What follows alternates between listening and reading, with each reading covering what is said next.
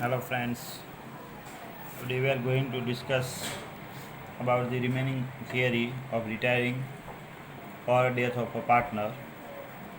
Before starting it, we have already discussed about the retirement of partner. And in retirement of partner, they require new profit sharing ratio and gaining ratio. So before that, we will discuss the difference between sacrificing and gaining ratio. You know the definition of both sacrificing ratio and gaining ratio. So first of all, meaning of sacrificing ratio.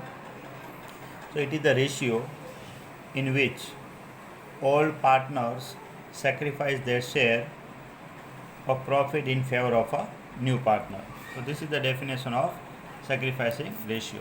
So meaning, once again, sacrificing ratio means it is the ratio in which old partners sacrifice their share. क्योंकि यहाँ जो old partner है वो अपना share sacrifice करेंगे इसके compare में इन favour of new partner. And gaining ratio, the definition of gaining ratio, it is the ratio in which remaining partners acquire share of profit. Means जो बाकी पार्टनर है उनको शेयर मिलेगा, acquire share of profit from the outgoing partners. मतलब retiring partner के पास से जो ऑलरेडी पार्टनर है, रिमेनिंग पार्टनर है, उसको शेयर मिलेगा. That is the gaining ratio. So once again, meaning sacrificing ratio का मीनिंग क्या है? Definition, it is the ratio in which old partner sacrifice their share of profit in favour of a new partner.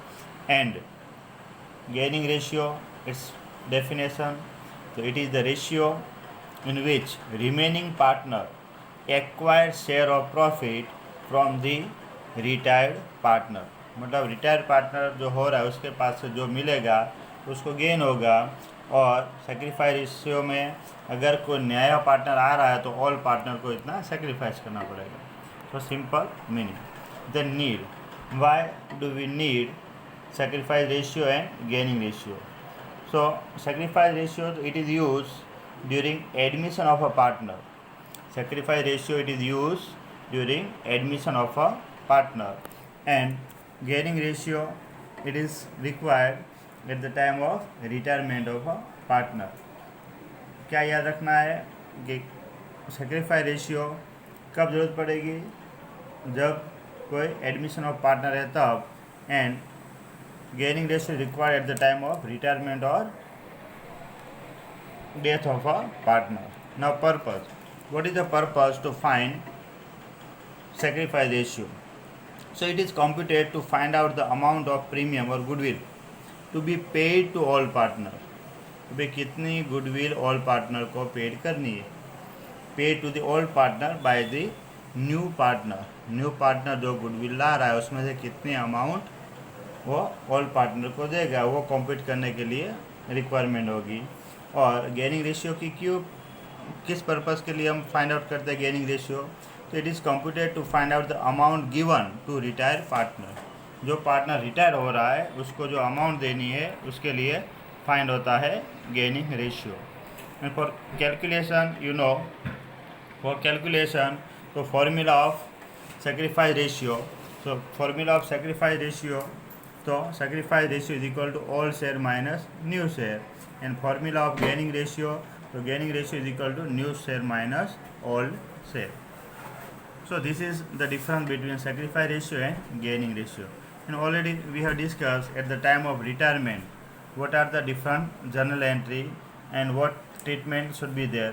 Now another one thing is there, accounting treatment of goodwill as per accounting standard 26. तो यहाँ पे अभी goodwill का क्या करना है? Accounting treatment of goodwill as per accounting standard 26. जो already हमने सेक्रीफाइस रेशियो और एडमिशन ऑफ पार्टनर उस टाइम पे भी हमने गुडविल की डिस्कस की थी. अभी कैसे हमें अकाउंटिंग ट्रीटमेंट करनी है गुडविल की as per accounting standard 26. So in that different option are there. First one, when goodwill does not appear in the books. अगर बुक में कोई गुडविल अपीयर नहीं है तो क्या करना है, और जब गुडविल अपीयर है तब क्या करना है। तो first of all goodwill is raise, इसमें डिफरेंट टॉपिक है। When goodwill does not appear in the book, तो हमें क्या करना है। तो 4 ऑप्शन है। एक, goodwill is raise at full value, goodwill is raise at its full value and retain in the books. Goodwill को हमें रेज करना है और बुक में रहने देना है। सेकंड ऑप्शन होगा goodwill is raise as its full value and return of immediately, उसको तुरंत राइट ऑफ करना है। फिर थर्ड ऑप्शन है कि if goodwill is raise to the extent of retiring partner share, तो रिटायर पार्टनर है उसका शेयर कैसे हमें करना है and return of immediately. And fourth one, if goodwill is not to appear in form book at all. So ये अलग अलग तरीके से उसके लिए अलग अलग जर्नल एंट्री है। So you have to remember that journal entry. So how to write the journal entry whenever goodwill is raised at its full value and retained in the books। तब जर्नल एंट्री क्या आएगी कि goodwill को raise करना है और business में ही रखना है। तब जर्नल एंट्री क्या आएगी, जब गुडविल हम रेज करते हैं, कि गुडविल इज असेट, तो जब क्रिएट की जाए, रेज की जाए, तो असेट है, तो असेट डेबिट होती है। So goodwill account debit to all partners capital account. जब भी गुडविल रेज होगी तब जर्नल एंट्री क्या होगा, goodwill account debit to all partners capital account. All partners मतलब जो तीन थे, अगर 3 पार्टनर तीनों है तो तीन को, जो रिटायर है उसको भी यहाँ काउंट करना है। तो goodwill account debit to all partners capital account. Narration क्या लिखना है, यहाँ पे हमने गुडविल रेज किए, तो goodwill raise as its full value and credited to all partners account in their all profit ratio.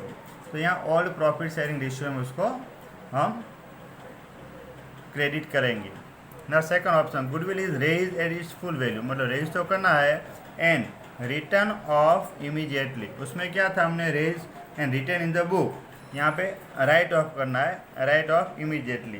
तो पहली एंट्री तो same, goodwill account to all partners capital account, जो रेज किया है वो। अब राइट ऑफ करना है तो रिमेनिंग पार्टनर आएंगे, सभी पार्टनर नहीं, जो रिटायर्ड पार्टनर हो उसको छोड़ देना है। So remaining partners capital account debit to goodwill account. So here goodwill write off and debited to remaining partner in new profit sharing ratio.